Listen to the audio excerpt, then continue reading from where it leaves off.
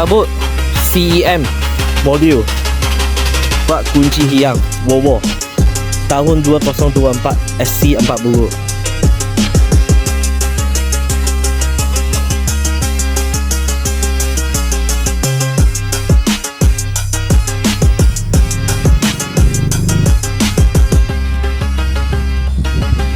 Pas kita pakai mesin, sudah program, kereta sudah hidup. Okey, kereta sudah hidup. Okey, so kawan-kawan, siapa ada kunci hiang ke atau you nak tambah kunci spare, boleh cari saya. Okey, boleh cari saya.